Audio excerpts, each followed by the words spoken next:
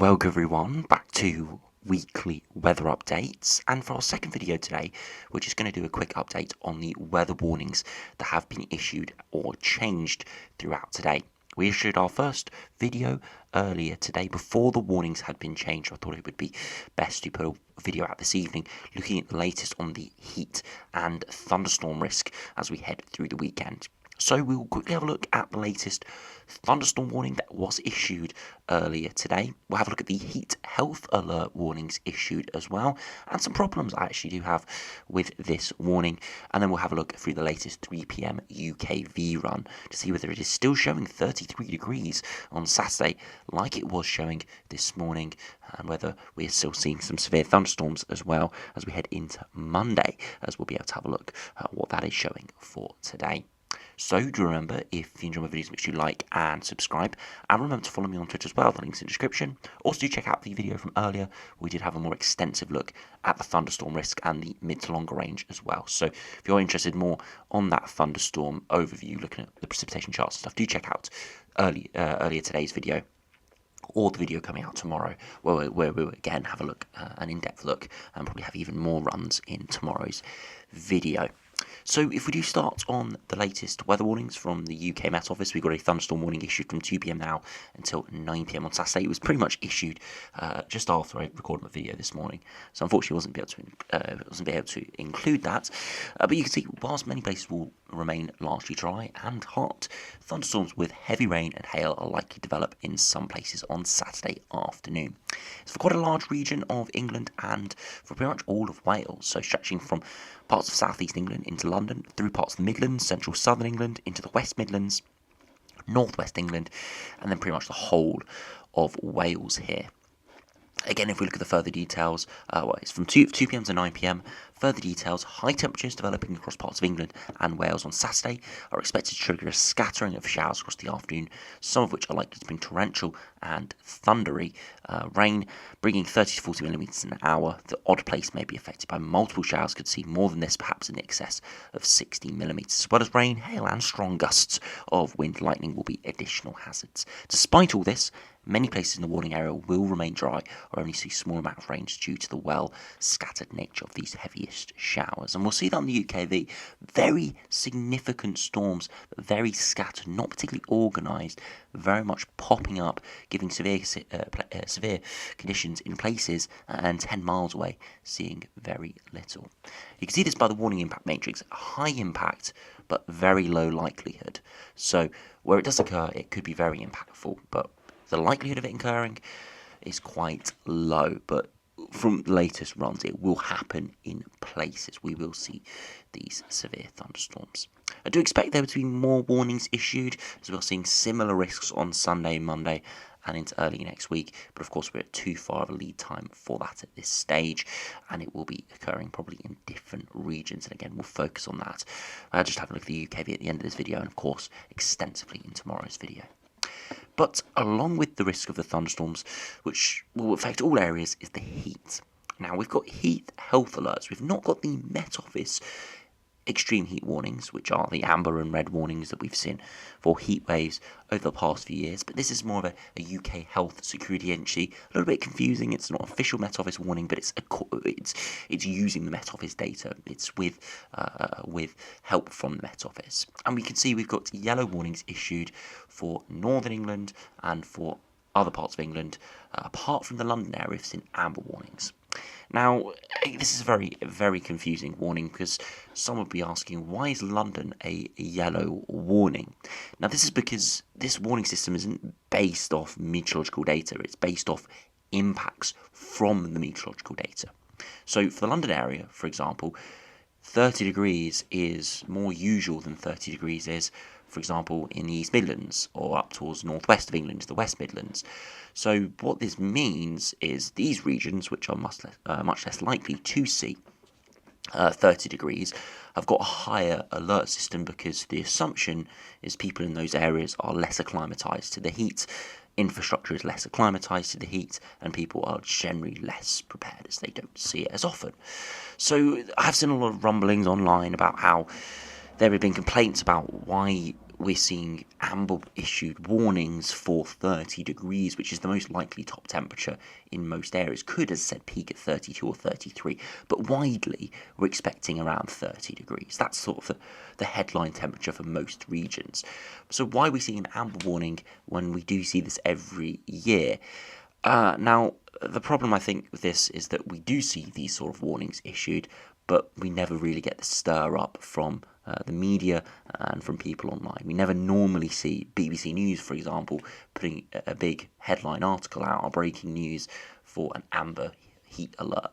I do think the heat alerts are warranted because people of course, in vulnerable groups, over 65s, people who've got health issues, it is important to know that there is very hot weather coming.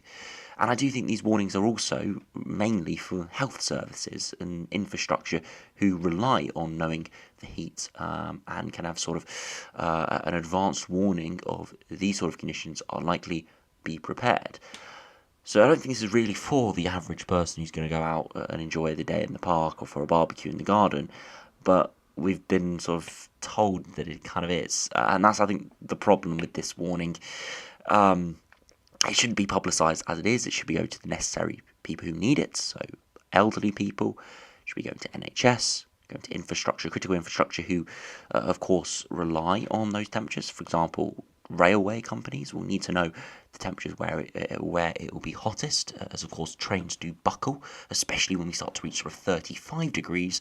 So things like that do warrant these sort of heat health alert warnings, and knowing the temperature. Of course, this is mainly due to health, so NHS and older people. But we're seeing a lot of fuss over this, saying why do we need this for 30 degrees? I do think it is needed, but the sort of overexposure this has been given a little bit online from some news outlets has given it a little bit of flack that it doesn't need. But really all you need to know is it's going to be hot this weekend.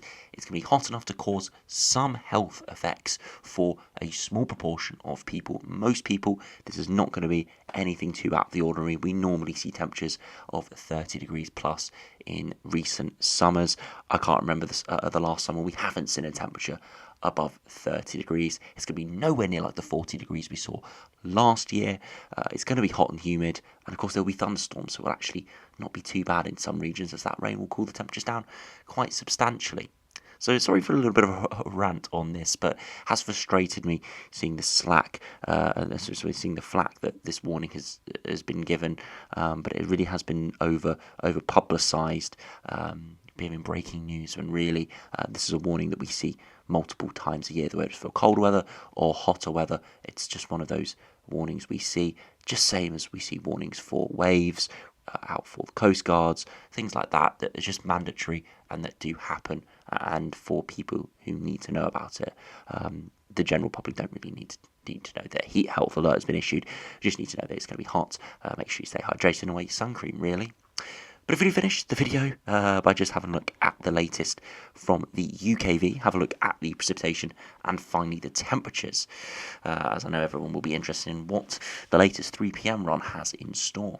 Now you can see at the moment through this evening we've got some thunderstorms breaking out in the southwest offshore, and those will continue to rumble away through the evening and sort of potentially dip into the far southwest, bringing some thicker cloud and maybe a few outbreaks of rain, but nothing too significant through the early hours of Friday before dissipating away.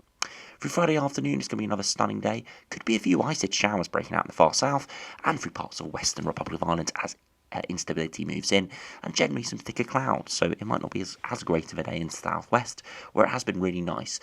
But it will feel hot still, it'll feel warm, it'll feel muggy, and tomorrow the far south in these regions that just avoid the cloud, perhaps across the southern counties, it could be really quite warm tomorrow, potentially even reaching the high 20s, and I've seen some runs recently potentially showing an isolated 30, but nothing too widespread.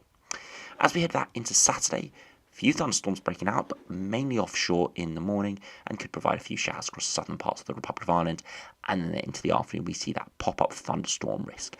Big storms, but I can count maybe 10 to 15 cells here breaking out over a very large area. Again, these cells will be no more than a few tens of miles wide at most.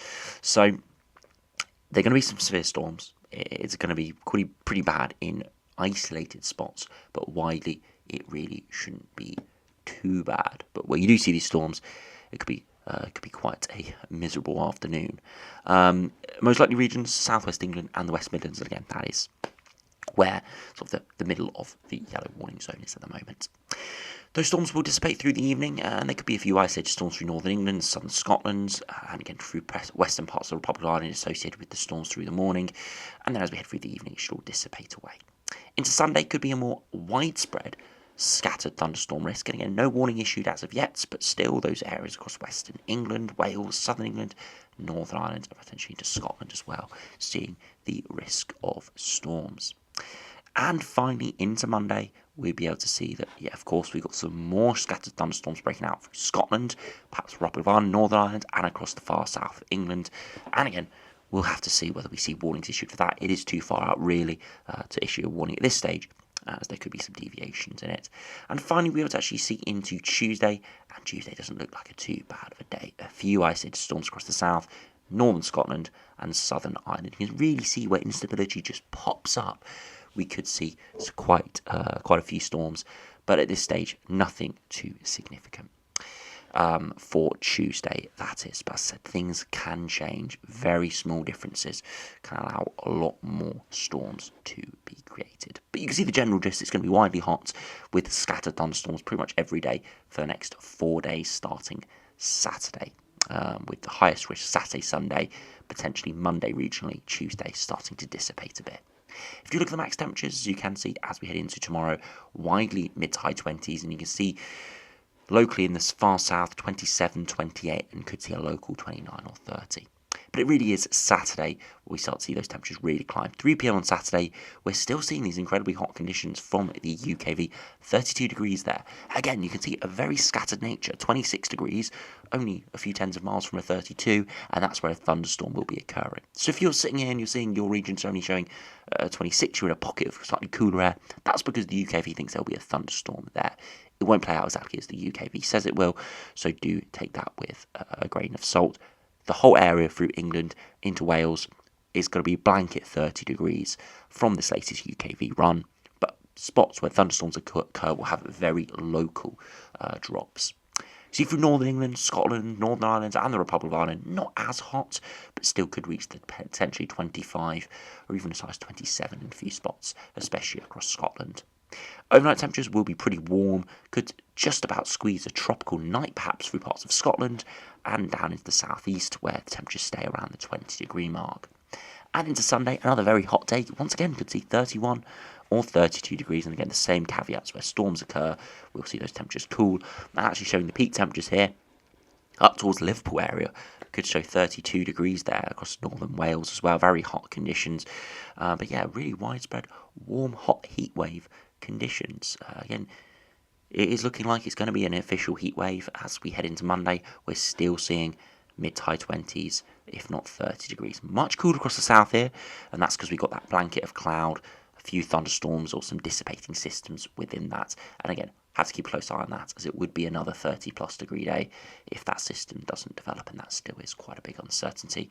And finally into Tuesday, still another hot day, seeing widely 28 to 30 degrees. Now remember, heatwave threshold in London and eastern England, which is the highest heatwave threshold, is 3 consecutive days of 28 degrees, and that is looking incredibly likely here. We're seeing if not 4 days of that, and we're seeing it elsewhere as well.